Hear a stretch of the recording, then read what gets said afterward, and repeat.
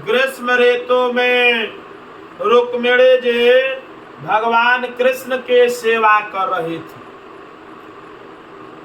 वह सोच रहे थे कि वह सबसे अधिक सुंदर है। यही ग्रीष्म ऋतु है जो चल रहा है। अतः श्री कृष्ण उसी में आसक्त है, उसी के अधीन है। सेवा के समय मन सेव्य में ही लगा रहना चाहिए।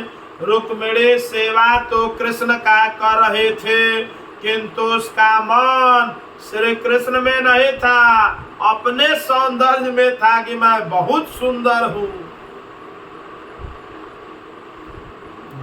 अपने सौंदर्य के लिए उसके मन में अभिमान आ गया, घमंड आ गया।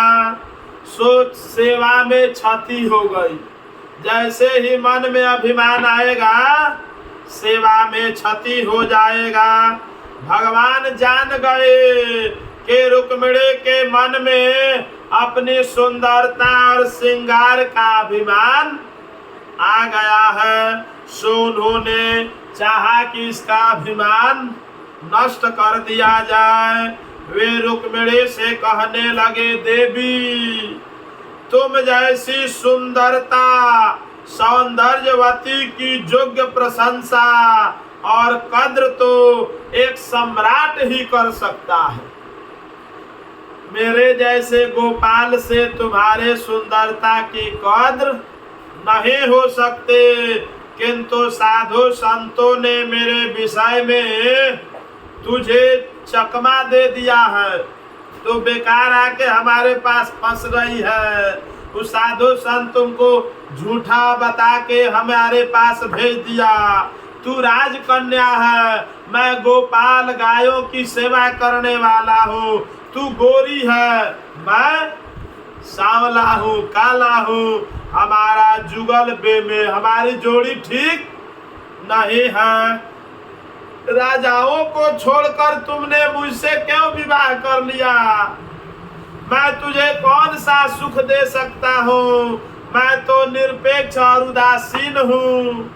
मुझे नारी के सौंदर्य या इस सोने की द्वारिका से कोई लगाव नहीं है। मुझे तो एकांत बड़ा प्रिय लगता है। अब भी कुछ बिगड़ा नहीं है। मुझे छोड़कर आप किसी सम्राट से विवाह कर सकते हैं, आपको सब सुख मिलेगा। रुक्मिणी ने भगवान का जब ये वचन सुना तो घबरा गई। उसको लगा कि कोई गलती हो गया का मुझसे। मेरा त्याग न करो मेरे नाथ। उसे मूर्छा आ गए। श्री कृष्ण ने उसे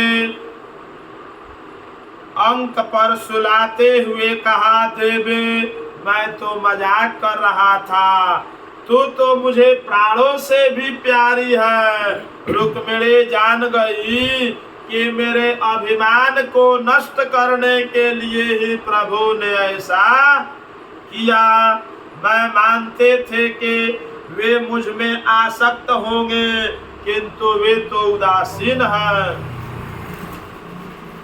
भगवान का यह सच है कि हमारा जुगल बेमेल है।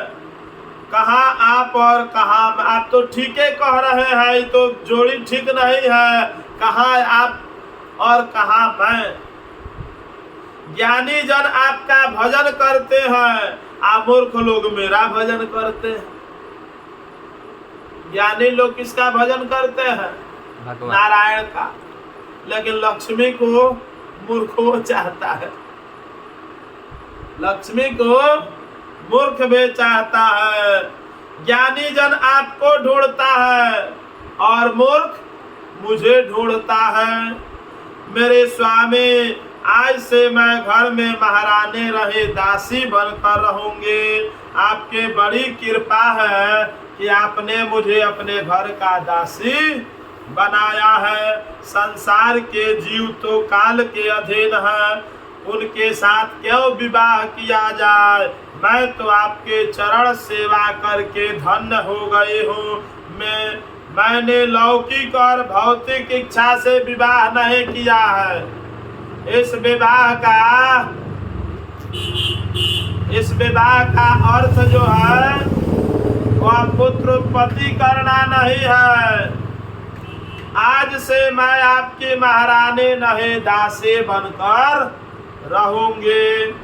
रुक्मिणी में नम्रता आ गई। जब वह मानिनी थे तब भगवान ने कहा था कि मैं तेरे योग्य नहीं हूँ। एक बार भगवान कहे हैं कि मैं तेरे योग्य नहीं हूँ। अब अभिमान जब खत्म हो गया तो रुक्मिणी कहते हैं कि मैं आपके योग्य नहीं हूँ, मैं रानी नहीं दासी हूँ।